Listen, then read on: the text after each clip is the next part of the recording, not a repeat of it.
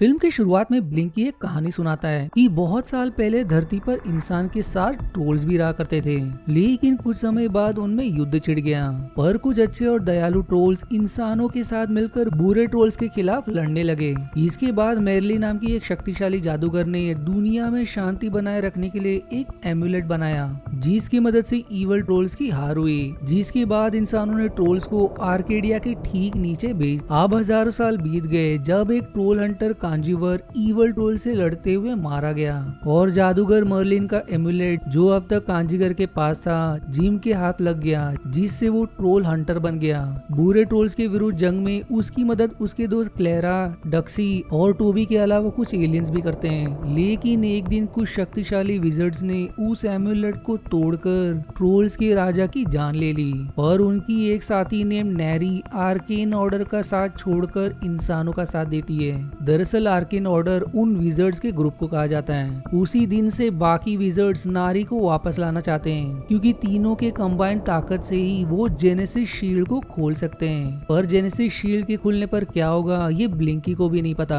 जिसके बाद movie current समय की तरफ मुड़ जाती है, जहाँ नैरी और डक्सी ट्रेन से कहीं सफर कर रहे होते हैं, जहाँ डक्सी के पास आर्ची नाम का एक बर्ड भी होता है जो कि एक ड्रैगन होता है। कुछ देर बाद वो विजर्ड्स भी वहाँ आ जाते हैं, जिनके नाम बेलरॉक और स्क्रियल होते हैं। बेलरॉक एक फायर विजर्ड तो वहीं स्क्रियल एक आइस विजर्ड होती है। डक्सी अब नारी को बचाने के लिए उन विजर्ड से लड़ने लगता है। तभी वहाँ जिम और क्लेरा भी आ जाते हैं, जिन्हें क्लेरा ने अपने जादू से टेलीपोर्ट किया होता है, जिनके पास उनका एमुलेट तो नहीं था, लेकिन वो एक एलियन शील्ड की मदद से उनसे लड़ता है, जहाँ बेलरॉक उससे कहती है कि बिना एमुलेट के वो कुछ भी नहीं। दूसरी तरफ स्टीव और क्रेल ट्रेन पर किसी तरह का रेडिएशन छोड़ने की तैयारी कर रहे होते हैं। ये रेडिएशन एंटी मैजिक टाइप का होता है, यानी इसका प्रयोग से विजर्ड्स का जादू काम नहीं करेगा। लेकिन इसके लिए ट्रेन को रोकने की जरूरत पड़ेगी, जिसके लिए टोबी और आर्ची ट्रेन के कंट्रोल रूम में जाते हैं, जहाँ एक विशाल ट्रोल भी प्रकट होता है जिसका नाम अर्ग होता है, और वो भी ट्रेन रोकने में मदद करने के लिए आया होता है। लेकिन टोबी से ब्रेकिंग डिवाइस टूट जाता है और ट्रेन नहीं रुकती,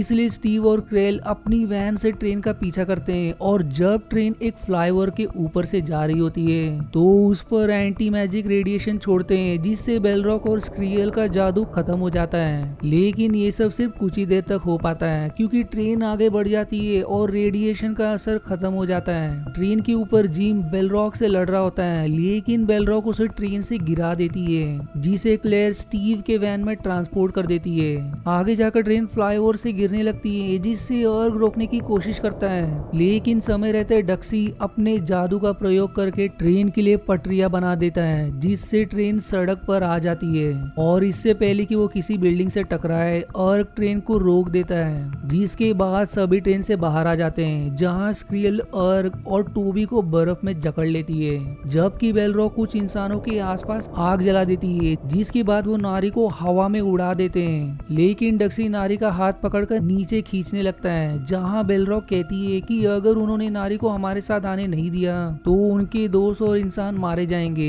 जिसके बाद डक्सी अपने जादू से नारी के साथ अपना शरीर बदल लेता है और विजर्ड्स नारी को अपने साथ ले जाते हैं। तभी वहीं पुलिस आती है, जो सभी को पकड़ लेते हैं और उनसे पूछताछ करते हैं, जहां बाकी लोग कुछ बताते नहीं, लेकिन टोबी सब कुछ बता देता है। पर पुलिस को उनकी बातों पर विश्वास नहीं होता। जिसके बाद वहाँ 3 लोग और आते हैं, जिनमें से एक का नाम टेरॉन होता है और बाकी 2 रोबोट्स होते हैं। वो खुद को CIA का एजेंट्स बताते हैं और सभी को वहाँ से ले जाने लगते हैं। फिर तभी एक रोबोट खराब हो जाता है, जिससे पुलिस समझ जाती है कि ये लोग CIA एजेंट्स नहीं हैं। लेकिन नारी अपना जादू चलाती है, जिससे पुलिस स्टेशन के अंदर बहुत से पेड़ उग जाते हैं और मौका देकर सभी वहाँ से फरार हो जाते हैं। अगले सीन में हम एक उड़ने वाला कैसल देखते हैं, जो एलियंस का होता है। कैसल में जिम की माँ बैरबेरा भी होती है, जिनसे जिम कहता है कि बिना एमुलेट के वो कोई हीरो नहीं है। पर बैरबेरा जिम को समझाते हुए कहती है कि उसने और वॉल्टर ने एंगेजमेंट कर ली है। जिसके बाद उस कैसल में टेरन की बहन आजा आती है, जो एलियंस की रानी होती है। आजा के अब अपने स्पेसशिप से बाहर आते ही स्टीव भागकर उसे किस कर लेता है, जहां आजा उसे बताती है कि हमारी 7वीं किस है और इसके बाद हमारे बच्चे होंगे।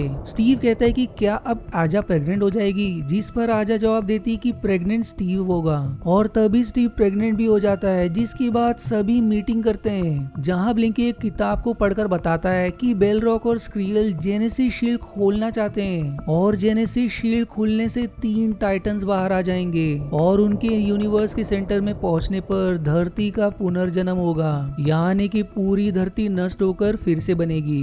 दूसरी तरफ बेलरॉक और स्क्रियल ने नारी को पकड़ा हुआ होता है और वो जेनेसिस शील्ड को खोलने की कोशिश करते हैं, लेकिन कुछ भी नहीं होता क्योंकि नारी के भेस में तो डॉक्सी है। और जैसे ही उन्हें इस बात का पता चलता है वो डॉक्सी का जादू तोड़ने लगते हैं, जिससे नारी और डॉक्सी दोनों को ही बहुत तेज सिर में दर्द होने लगता है और दोनों अपने अपने शरीर में पहुंच जाते हैं। लेकिन डॉक्सी का शरीर से बाहर निकलने से पहले ही नारी जिम को बताती है कि ट्रोल हंटर 9th एडिशन को बनाएगा और क्रोनोस्फीयर सब कुछ सही कर देगा। लेकिन जिम सभी से कहता है कि वो अब ट्रोल हंटर नहीं रहा, जिसके बाद आजा उसे एमुलेट देती है जो बिल्कुल मर्लिन के एमुलेट जैसा होता है, जिसमें आजा के प्लेनेट का स्टोन लगा होता है। जिसके बाद डॉक्सी सभी को बताता है कि उसे बेलरॉक और स्क्रियल ने किसी सबवे स्टेशन में रखा था, लेकिन पूरे अमेरिका में ऐसे 3000 से ज्यादा जगह थी। जिस पर क्लेरा जवाब देती है कि वो नारी को सेंस करके उसी सबवे तक ट्रांसपोर्ट कर सकती है, जिसके बाद वो ऐसा ही करती है। डॉक्सी अब उस जगह को पहचान लेता है, लेकिन वहाँ नारी नहीं होती, जिसके बाद उसका ध्यान पटरियों पर जाता है और वो अपना जादू चलाता है, जिसके बाद वहाँ का नजारा एकदम बदल जाता है और हम देखते हैं कि बेलरॉक और स्क्रियल ने नारी को अपने वश में किया होता है, जिसके बाद वो जेनेसिस शील्ड को खोलने लगते हैं। ये सब देखकर जिम एमुलेट का इस्तेमाल करके ट्रोल हंटर में बदलने की कोशिश करता है, लेकिन एमुलेट काम नहीं करता। बाकी लोग भी उन विजर्ड्स को रोकने की बहुत कोशिश करते हैं, पर तब तक जेनेसिस शील्ड खुल जाता है, जिसके बाद तीनों विजर्ड्स गायब हो जाते हैं। जिसके बाद हम देखते हैं कि ग्रीनलैंड से स्क्रियल का टाइटन निकलता है जो बर्फ से बना होता है। वहीं ब्राजील से नारी का टाइटन आता है जो पत्थर और पेड़ पौधों से बना होता है। वहीं तीसरा साउथ चाइना सी से बेलरॉक का टाइटन बाहर आ जाता है जो आग और लावा से बना होता है। वो तीनों टाइटन्स एक दूसरे की तरफ आ रहे थे जो यूनिवर्स के सेंटर पर मिलते हैं। ब्लिंकी बताता है कि ये सेंटर आर्केडिया में ही है जहाँ ट्रोल्स का शहर बसा हुआ है। उन तीनों टाइटन्स का एक साथ आते ही धरती का पुनर्जन्म होगा। जिस बात पर आजा कहती है कि वो मदरशिप बुलाकर सभी इंसानों को धरती से निकाल लेगी, जिससे कम से कम इंसानों की जान बच सकती है। लेकिन सभी कहते हैं कि वो धरती को तबाह नहीं होने दे सकते। जिसके बाद जिम कहता है कि उन्हें कोई ना कोई समाधान ढूंढना होगा। साथ ही वो ये भी जानने की कोशिश करता है कि आखिर एमुलेट ने काम क्यों नहीं किया। जिस पर आजा कहती है कि इस एमुलेट में उनके प्लैनेट का स्टोन लगा है, जबकि असली वाले में मर्लिन का स्टोन लगा था, जो स्टोन एक्सकैलिबर तलवार में लगा है। जिसके बाद जिम कुछ लोगों को क्रोनोस्फीयर ढूंढने के लिए भेज देता है और बाकी लोग टाइटन्स को रोकने के लिए बढ़ते हैं। आजा को जिम के इस प्लान पर यकीन नहीं था, इसलिए वो टेरन को कहती है कि मदरशिप को बुला ले, जिससे प्लान फेल होने पर इंसानों को बचाया जा सकता है। जिसके बाद हम आर्ची को देखते हैं जो अपने ड्रैगन पिता चार्ली के पास जाता है, जो उसे बताते हैं कि क्रोनोस्फीयर में समय की शक्ति है और वो जोंगशी नाम के एक ट्रोल ड्रैगन के पास है जो अपनी नजर हमेशा क्रोनोस्फीयर पे ही गाड़े रहता है। चार्ली कहता है कि वो क्रोनोस्फीयर को नहीं देखना चाहता क्योंकि वो भविष्य के साथ साथ मौत को भी दिखाता है। जिस पर आर्ची कहता है कि वो दोनों अगर इस मिशन पर जाते हैं तो दोनों पिता पुत्र साथ में कुछ समय बिता सकते हैं। जिस पर चार्ली क्रोनोस्फीयर को लाने के लिए तैयार हो जाता है। जिसके बाद चार्ली, आर्ची, ब्लिंकी और क्लेरा ट्रोल मार्केट जाने के लिए निकलते हैं जो हांगकांग में एक ब्रिज के नीचे होता है। ब्रिज पहुंचकर वो लोग एक फायर स्टोन की मदद से दीवार पर दरवाजा बनाकर जादुई ट्रोल मार्केट में जाते हैं। लेकिन जोंगशी सब कुछ क्रोनोस्फीयर में देख रहा होता है और वो कुछ सैनिकों को भेजकर चार्ली और उसके साथियों को बंदी बना लेता है। दूसरी तरफ डॉक्सी, नूमोरो और अर्क नारी के टाइटन का पीछा करते हैं, जहां डॉक्सी अपने जादू से नारी के टाइटन के पैरों को जकड़ लेता है, जिससे वो वहीं रुक जाता है और नूमोरो को उसके ऊपर चढ़ने का मौका मिल जाता है। लेकिन इससे पहले कि वो नारी तक पहुंचे, नारी उस पर पेड़ की लटाओं से वार कर नूमोरो की जान ले लेती है। उसी दौरान आजा और जिम उड़ने वाले कैसल को ग्रीनलैंड ले जाते हैं, जहां स्क्रियल का आइस टाइटन होता है। वो लोग टाइटन पर टॉप के गोलों से हमला करते हैं, जिससे उसे कुछ नहीं होता। जिसके बाद आजा अपनी शिप पर बैठकर स्क्रियल पर वार करती है, लेकिन स्क्रियल अपने चारों ओर एक घेरा बना लेती है, जिससे उसे कुछ नहीं होता।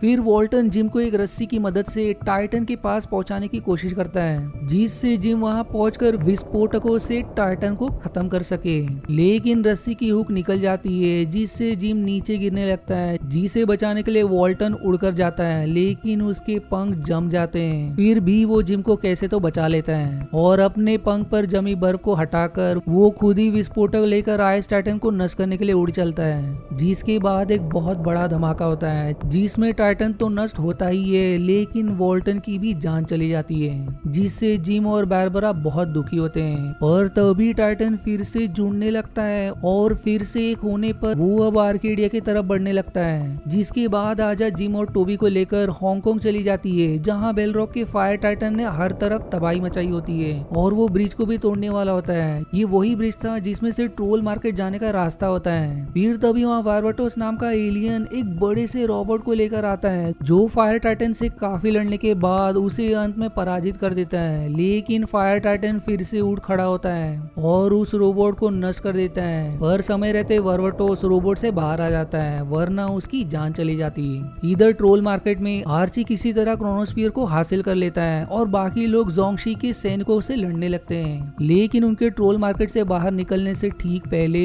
जोंगशी वापस से क्रोनोस्फीयर पाने में कामयाब होता है जिसमें वो अपना भविष्य देखता है और उसे दिखता है कि उसके ऊपर बहुत बड़े पत्थर गिर रहे हैं। तभी फिर ब्रिज टूटने भी लगता है जिसका असर ट्रोल मार्केट पर भी दिखाई देता है। जिसके बाद कुछ विशाल पत्थर जोंगशी पर गिरते हैं जिससे उसकी वहीं मौत हो जाती है और ब्लिंकी क्रोनोस्फीयर ले लेता है। लेकिन वो जैसे ही फायरस्टोन से दरवाजा बना रहे होते हैं उनका स्टोन टूट जाता है और बाहर खड़ा जिम टूटे हुए स्टोन के हिस्से से दरवाजा बना देता है जिसमें से ब्लिंकी और क्लेरा बाहर आ जाते हैं। लेकिन आर्ची अपने पिता चार्ली की मदद के लिए ट्रोल मार्केट में ही रुकता है और वो दरवाजा अंत में बंद हो जाता है। तभी आ जाकर सबको वहाँ से ले जाती है और सभी डॉक्सी के पास जाते हैं जहाँ डॉक्सी कहता है कि वो नारी से बात करके उसे होश में ला सकता है। जिसके बाद क्लेरा, जिम और डॉक्सी तीनों ट्रांसपोर्ट होकर नारी के टाइटन के ऊपर पहुँचते हैं। फिर तभी वहाँ बहुत सारी जड़ें उन्हें जकड़ लेती है लेकिन डॉक्सी किसी तरह नारी का हाथ पकड़ लेता है और वो होश में आ जाती है। जिसके बाद वो फिर से वही बातें बताती है जो उसने डॉक्सी के शरीर से निकलने से पहले कही थी। जिसके बाद वो टाइटन को अपने कंट्रोल में लेती है और क्लेरा टाइटन सहित सभी को आर्केडिया में ट्रांसपोर्ट करती है जहाँ पर स्क्रियल का आइस टाइटन भी पहुंच चुका था।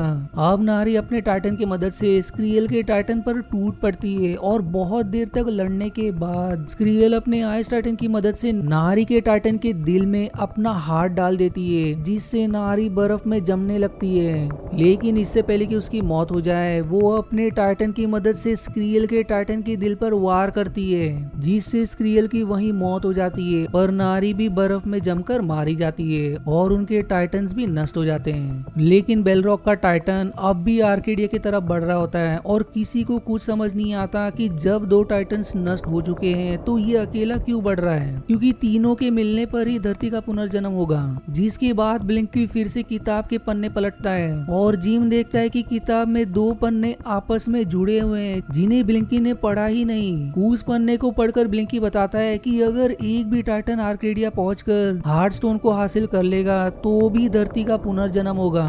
जिसके बाद सभी आर्केडिया के बीचों बीच जाते हैं जहां धरती से हार्डस्टोन बाहर आ चुका था और फायर टाइटन उसी स्टोन की तरफ बढ़ रहा था। तभी क्रेल एक्सकैलिबर स्वॉर्ड लेकर वहां आ जाता है और जिम उस एक्सकैलिबर को निकालने की कोशिश करता है जो पत्थर में गड़ा होता है लेकिन वो उसे निकाल नहीं पाता। जिसके बाद उसे फिर से लगता है कि वो अब ट्रोल हंटर नहीं रहा। पर तभी वो अपना एमुलेट निकाल कर देखने लगता है जिसमें उसे अपने साथियों की रिफ्लेक्शन नजर आती है जिसमें उसे 9 लोग दिखते हैं और उसे नारी की बात याद आती है कि ट्रोल हंटर 9th एडिशन को बनाएगा और ये 9th एडिशन वो 9 लोग ही होते हैं। जिसके बाद जिम सभी को अपने हाथ पत्थर पर रखने को कहता है और खुद एक्सकैलिबर निकालने लगता है और वो इस बार एक्सकैलिबर निकाल लेता है और उसमें लगे मेर्लिन के जादुई स्टोन को वो क्रेल को देकर कहता है कि वो इसे एमुलेट में लगा दे। जिसके बाद सभी फायर टाइटन की तरफ बढ़ते हैं जहाँ डॉक्सी सबके हाथों और पैरों को जादू से चुंबकीय बना देती है। जिसके बाद सभी टाइटन पर चढ़ जाते हैं लेकिन टोबी नीचे ही रह जाता है। सभी अब बेलरॉक से लड़ते हैं लेकिन वो उन्हें हराकर टाइटन से नीचे फेंक देती है। जिसके बाद उसके सामने सिर्फ जिम ही बचता है और वो एक्सकैलिबर से बेल रॉक पर वार करता है, लेकिन बेल रॉक उसके वार से आसानी से बच जाती है और उसे ये कहकर उकसाती है कि वो बिना एमुलेट के कोई हीरो नहीं है। तब तक क्रेल ने मैरिलिन का स्टोन एमुलेट में लगा दिया होता है, लेकिन वो अब भी काम नहीं करता। इधर टाइटन के ऊपर जिम बेल रॉक से कहता है कि उसे हीरो बनने के लिए एमुलेट की जरूरत नहीं है, वो एक मामूली इंसान होते हुए भी दुनिया को बचाएगा। जिम के ऐसा कहते ही एमुलेट चमकने लगता है और जिम के आस पास आ जाता है, जिससे जिम फिर से ट्रोल हंटर में बदल जाता है और वो बेल रॉक की छड़ी तोड़ देता है। लेकिन बेल रॉक जिम को अपनी बातों में उलझाकर उस पर वार कर देती है और टाइटन के जरिए हार्टस्टोन को लेने पड़ती है। फिर तभी टोबी वैन चलाकर वहां आ जाता है और एंटी मैजिक रेडिएशन छोड़ देता है, जिससे बेल रॉक का जादू खत्म हो जाता है और जिम अपनी तलवार से बेल रॉक का काम तमाम कर देता है। और ऐसा होते ही टाइटन भी टूटकर बिखर जाता है। इस सब के बीच स्टीव ने 7 एलियन बच्चों को जन्म दिया होता है, जिन्हें देखकर राजा बहुत खुश होती है, लेकिन अभी तक जिम वापस नहीं आया होता और सभी टाइटन के टूटे हुए मलबे की ओर देखते हैं, जिसमें से जिम बाहर निकलता है। सभी जिम की तारीफ करते हैं कि उसने बेल रॉक को हराया, लेकिन जिम कहता है कि टोबी ने एन मौके पर एंटी मैजिक रेडिएशन को छोड़ा, जिससे बेल रॉक का जादू खत्म हुआ। तभी वो देखता है कि टोबी आसपास नहीं है और वो मलबे की तरफ बढ़ता है, जहाँ उसे वैन में टोबी मिलता है, जो बेचारा जिम के सामने अपना दम तोड़ देता है, जिससे सभी बहुत दुखी होते हैं। तभी जिम गुस्से में क्रोनोस्फीयर पर एक्सकैलिबर से वार करता है, जिसके अंदर का टाइम स्टोन बाहर आ जाता है। फिर तभी उसे नारी की एक और बात याद आती है कि क्रोनोस्फीयर सभी चीजों को ठीक करेगा, इसलिए जिम उस टाइम स्टोन को अपने एमुलेट में लगा देता है और समय को पीछे करके उस वक्त में पहुंच जाता है जिस दिन उसे एमुलेट मिलने वाला होता है। जिम स्कूल में टोबी से कहता है कि वो ब्रिज के नीचे से होते हुए जाए और टोबी ऐसा ही करता है, जहां उसे एमुलेट मिलता है। और इसी हैप्पी एंडिंग के साथ ये मूवी यहीं समाप्त हो जाती है। आशा है आपको मेरी एक्सप्लेनेशन पसंद आई। यदि हाँ तो प्लीज वीडियो को लाइक करना और चैनल को सब्सक्राइब करके सपोर्ट करना ना भूलें। मिलते हैं अगले एक्सप्लेनेशन वीडियो में, तब तक के लिए धन्यवाद दोस्तों।